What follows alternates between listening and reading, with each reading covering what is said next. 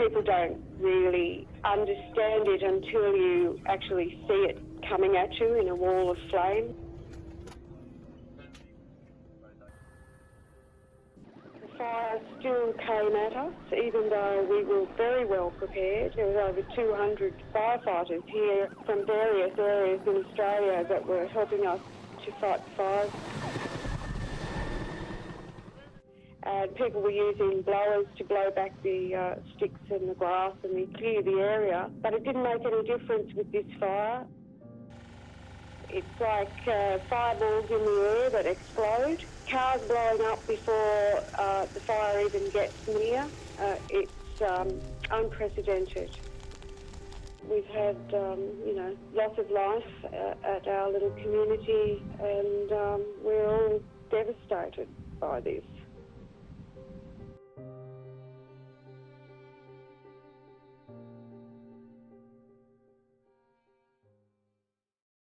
Now to growing concerns about the deadly coronavirus officially hitting the U.S. China has more than 200 confirmed cases of coronavirus, it's called, which produces pneumonia-like symptoms. The World Health Organization has officially called it COVID-19. First of all, as we know, the World Health Organization just declared this a global health emergency. Italy is now the new global epicenter with more than 59,000 cases and more deaths than China. In Spain, more than 29,000 cases as officials there moved to extend a state of emergency for another 15 days. Global deaths expected to hit 2 million today. Even as countries race to vaccinate their populations, the COVID-19 death toll continues to rise at an alarming rate.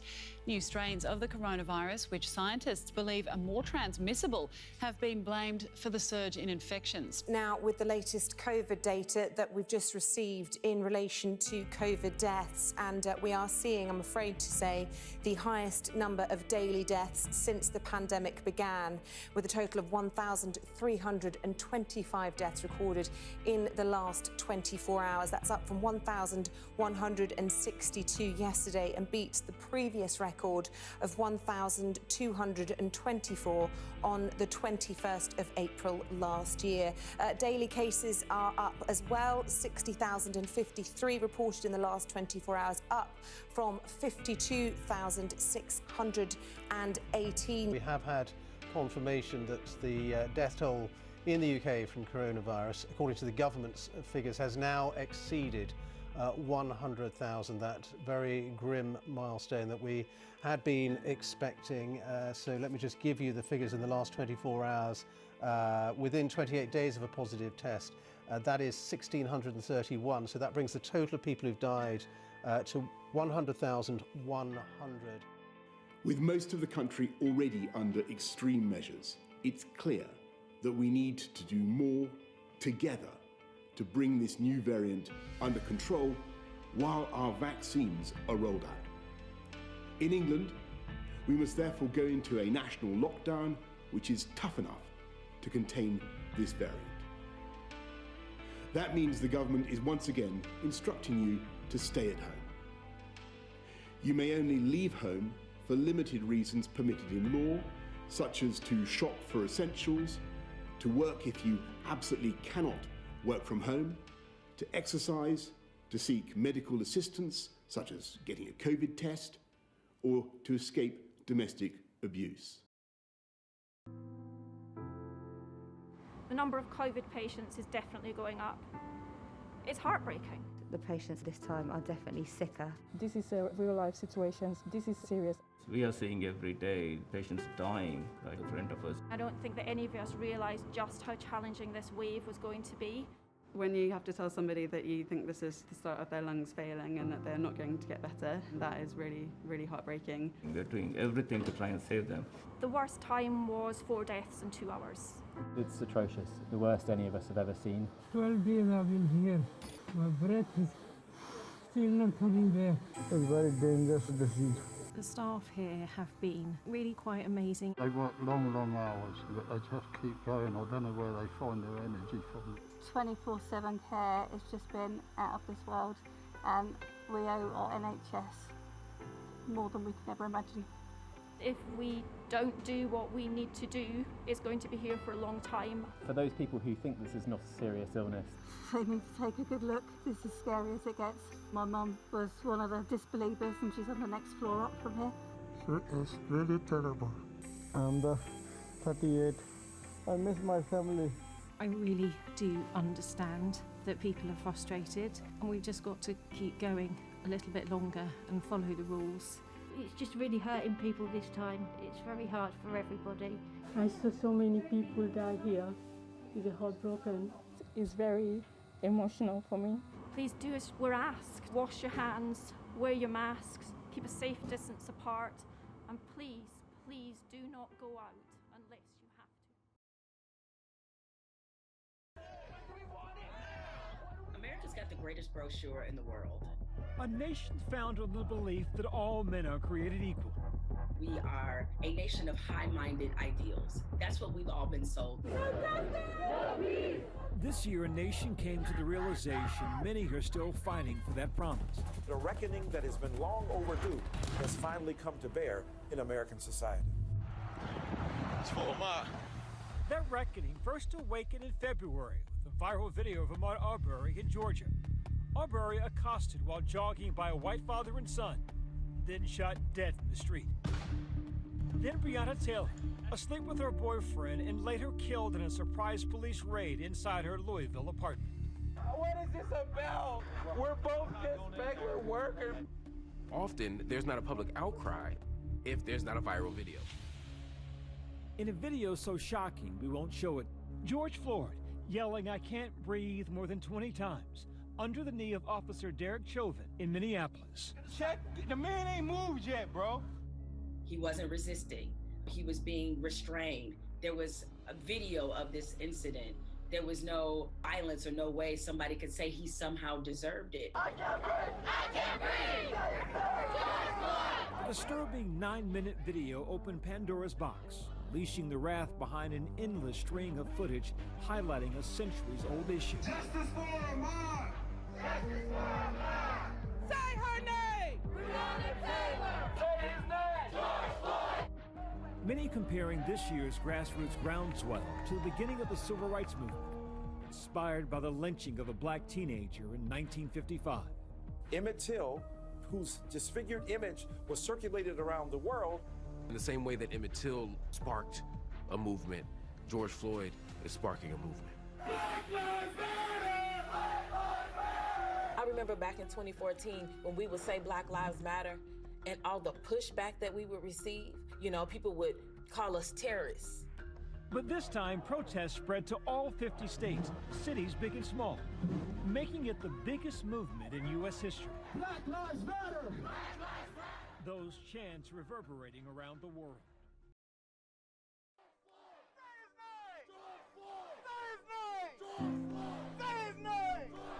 No justice! No peace!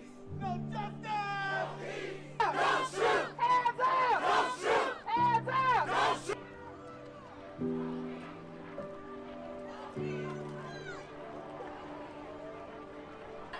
No peace! No peace! No peace! No peace! Black Lives Matter! Black Lives Matter! Black Lives Matter! Black Lives Matter! Look at me like a man! I matter! We matter! Black Lives Matter! Black Lives Matter! Black Lives Matter! Black Lives Matter! I can't breathe! I can't breathe! I can't breathe! The videos that you just watched show all of the major events of 2020 that changed people's lives, either for the better or mainly for the worse. The Australian bushfires that killed most of Australia's wildlife and their trees. The coronavirus pandemic that killed millions of people and is still killing people to this day. And the George Floyd protest, which is spreading awareness for black lives and police brutality that needs to be stopped. I'm now going to show you some interviews of my friends and family and how it affected them in a small, tight-knit community. I hope you enjoy. So my name's Louise, I'm 18 and I'm from Bromley. I'm Alex, I'm from Bromley, I'm 23. I'm Ben, I'm from Beckham and I'm 21. Right, I'm Mary Hollis. I'm shall I say how old I am? If you want to. Oh, I'm 77 years old and I'm living in Beckenham. Hello, I'm Ralph Palmer. I'm 55 years old, a young 55, and I live in Beckenham. Joanne Carter, Wallingham, 49. I'm Sue, I'm from London, and I'm 47.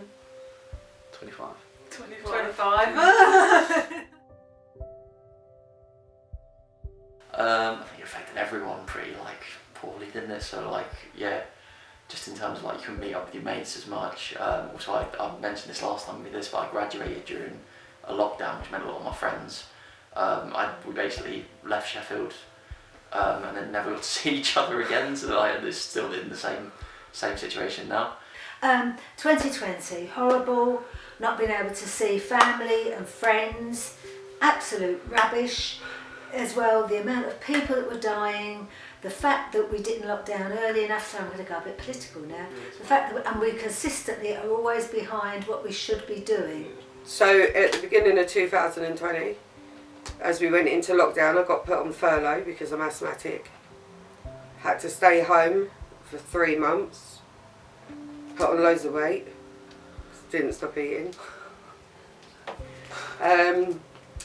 Mentally, it wasn't a good thing for me because I suffer with bipolar anyway. Cancer's coming.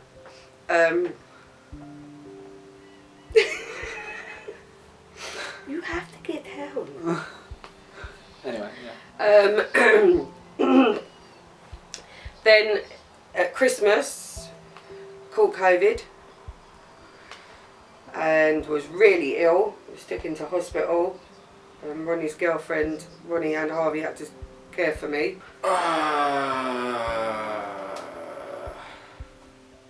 Good and bad. Actually, no, mainly bad. Obviously, it was really, really boring because you just couldn't do anything. I think not going on holiday as well was a big kicker for me because I really like holidays.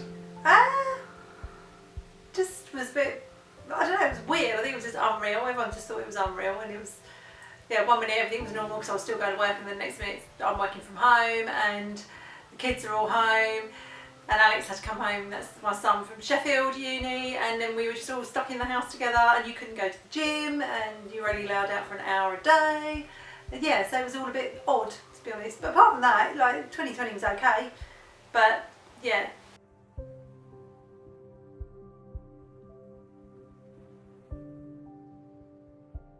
Last year? I can't remember last year in great detail. It was just the monotony of everything you'd have done in the past you couldn't do. Do you want to know what kept me going though? Yeah. What kept me going was really probably the people here, and also the telephone. Friends, and even now, friends that I would have been meeting up with that don't live locally, fantastic every week, ringing. And I've got a friend, I've just rung her now, I've had to ring her every day since March should I be saying this? Yeah. I've had to ring her every day since March the 23rd, last year, truth, because she's on her own, and she said, would I do it? So I'll do it. I'd probably say the one lockdown we just come out of, the third one, because it was just like a repeat of, we've done this twice already, a bit of a nightmare going into it. And the first one actually maybe alright because you got to work from home, it was quite nice. But the third one, obviously I graduated uni and I was looking for a job and stuff, and it was just awful, I think. I would say definitely the first lockdown when we were inside the most. That I found at the start was alright because it was like, oh, we all staying inside, we'll have things to do. But then as the weeks got on, you just got more pissed off with everyone around you, they did irritate you. Not knowing whether or not I was going to survive, not knowing whether or not I was going to come out of hospital and see my kids again, just all of it really. Probably when we all got coronavirus. I suppose that's the time when you kind of think that if anything's going to happen, I suppose, one of you could get it really badly, or, you spread it to other people, but but we were lucky, you know. So all of us had it. You know, my daughter brought it back, you know, and we all just caught it just after Christmas, all around Christmas actually. So yeah, one after the other. So so in lots of ways it was actually really good to just get it all out of the way, because none of us really had it that bad. Although my wife, she probably had it worse.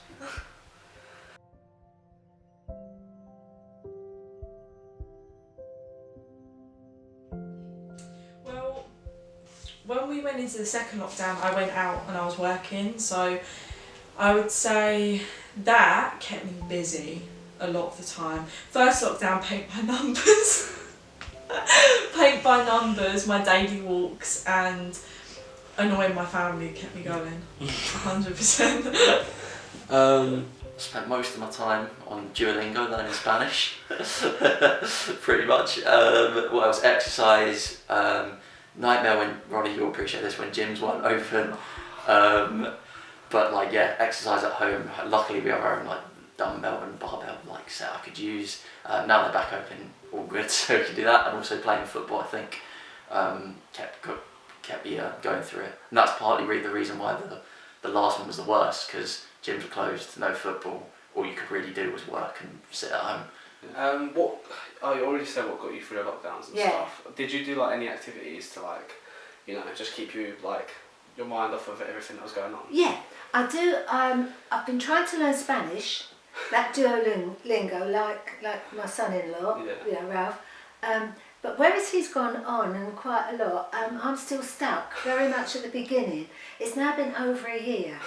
I'm not really holding out much hope, but I'll carry on because I'm trying to keep my brain a bit going, and I do in the independent, you know, I do the crossword, or try and do the crossword, and the code word as much as I can.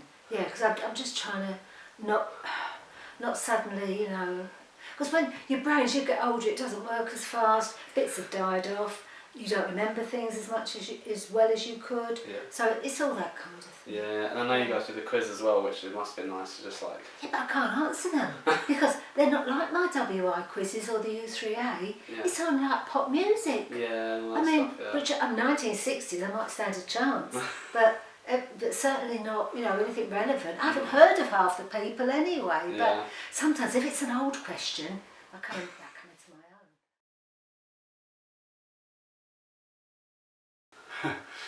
own.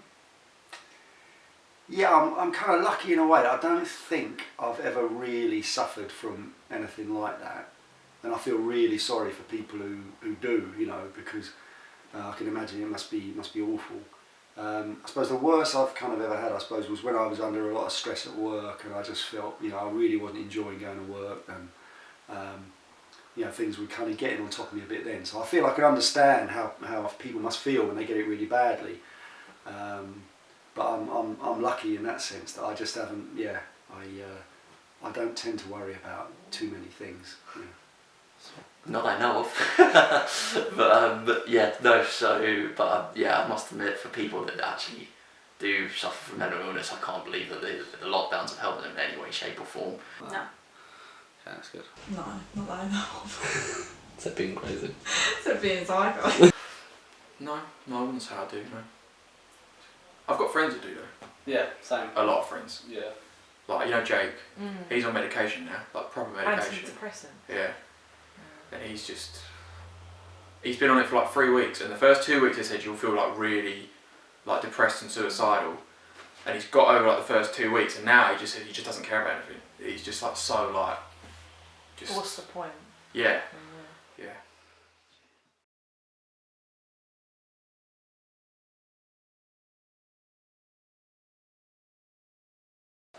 Probably not my family, because we've been in the same house for the last like however many months now.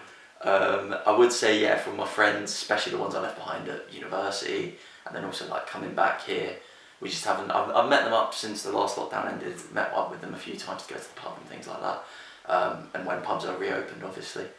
But I think I'll do that a little bit more as we come out of this lockdown. Hopefully, we don't have another one. Yeah, sort of yes and no, really. I mean, again, yeah, I can understand. I mean, you know, a lot of people must feel like that, and it's been sort of difficult not being able to kind of see as much of your sort of wider family as you'd want. But then we've kind of maybe cheated a little bit in we're in two sort of support bubbles. So one for my mum and one for my wife's mum, for my mother-in-law. So we kind of, I'm not sure if you're really allowed to do that, but No. but we sort of we had to, because they both need sort of help and everything, and so we've kept on seeing them all through the pandemic. Not really, because I saw my mum, which I probably shouldn't have done. We used to, even in the first lockdown, we used to meet every day and go for a walk. But I think if you asked her that question, she would say she feels really distanced from all her friends and that.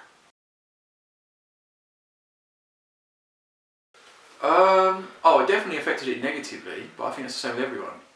Because it's just like boredom, and like every day just feels the same all the time. Like it's literally you wake up, you work, you just go home and there's nothing to do. No. Like, so I would just say boredom is really the biggest effect it had. But at the same time, you just got to keep going, you know, so it's just got to get on with it. Oh God, that's funny. I don't know if it's made me a better person. It's made me focus on like having 5 people in the house together, and we're all like, you know, living on top of each other and everything. You know, it's made me understand what a bunch of retards I actually live with. You know, that they can't do simple things, you know, and put things back or clear things up, or you know, so yeah. So in that way, yeah. It's affected me negatively, I suppose. But then, you know, having them around all the time and seeing, you know, your kids and all that is, you know, it's been actually quite good, and we kind of get on all right most of the time. I don't think it's affected me as badly as it's affected other people that have been really, especially if they weren't physically well, and you know, and they haven't been able to, and they've got constraints on them anyway, and then with the lockdown, it must be very, very hard for myself. Mentally, no, touch wood, but I've got another friend, she is entirely on her own, not the one I ring every day, and I know that she's found it really difficult mentally, but then she's got physical problems as well, you know, and it's like another worry that you didn't have before.